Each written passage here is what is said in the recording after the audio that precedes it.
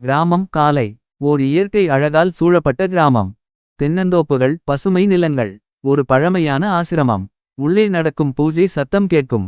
நட்சத்திரம் சுவாமிகள், ஒரு தத்துவ ஞானி, எப்போதும் அமைதியாக இருப்பவர். அவரை பார்ப்பதற்காக பலரும் வருகின்றனர். அவரிடம் ஒரு மர்மம் உள்ளது, அவர் பேசும் வார்த்தைகள் எப்போதும் உண்மையாவதாக மாறுகின்றன. ஒரு இளம் ஆண் கார்த்திக் நகரத்திலிருந்து வந்தவன். வேலை இழந்துவிட்டு மன நிம்மதி தேடுகிறான். சுவாமிகளை பார்க்க ஆசிரமம் வருகிறான். கார்த்திக்: சுவாமியே, என் வாழ்க்கையிலே ஏதோ தவறாக போய்க் கொண்டிருக்கிறது. ஒரு வழிகாட்டல் வேண்டும். சுவாமிகள் மெதுவாக: வாழ்க்கை ஒரு வட்டம், முடிவும் துவக்கமும் ஒன்றே. நீ தவறான கதவுகளை தட்டுகிறாய். மூன்றாவது கதவை திறக்க வேண்டிய நேரம் இது. மர்மங்கள் விரிவடைகின்றன. அந்த மூன்றாவது கதவு என்ற வார்த்தை கார்த்திக்கின் மனதை குழப்புகிறது. அவன் ஆசிரமத்தின் பழைய பகுதியில் ஒரு மூடிய கதவை காண்கிறான். அதற்குள் செல்வதற்கு தடை. ஆனால் சுவாமிகள் தடுத்தே ஒன்றும் சொல்லவில்லை.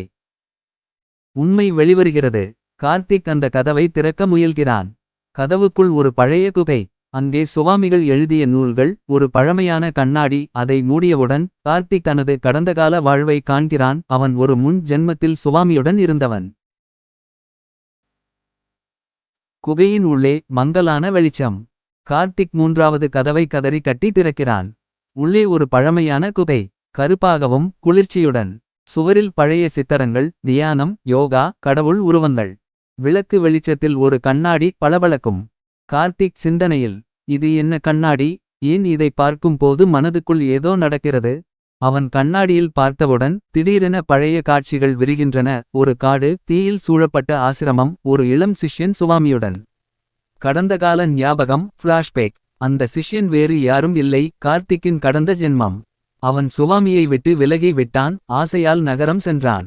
பின்னர் துன்பம் அனுபவித்து மரணம் அடைந்தான். சுவாமியின் குரல் ஒலி: ஆன்மா தவறின பாதையை திரும்பி பார்த்து உண்மையை ஏற்க வந்தவனே, இப்போது பயணம் தொடரும். குகையின் மையம் மர்ம புத்தகம். கார்த்திக் கண்ணாடிக்கு பின்னால் ஒரு புத்தகம் காண்கிறான், அது தன்னை அழைத்தது போல். பெயர்: மூன்றாவது கதவு. அவன் அதை திறக்கும்போது ஒரு ஒளிக்கற்றை அவனுக்குள் நுழைகிறது. அவனது உள்ளத்தில் அமைதி ஏற்படுகிறது. ஆசிரமம் வெளியே மாலை நேரம். கார்த்திக் வெளியே வந்திருக்கிறான். அவன் முகத்தில் புதிதான சாந்தி. பல ஆண்டுகளுக்குப் பிறகு சுவாமி அவனை பார்த்து மெதுவாக நகைக்கிறார்.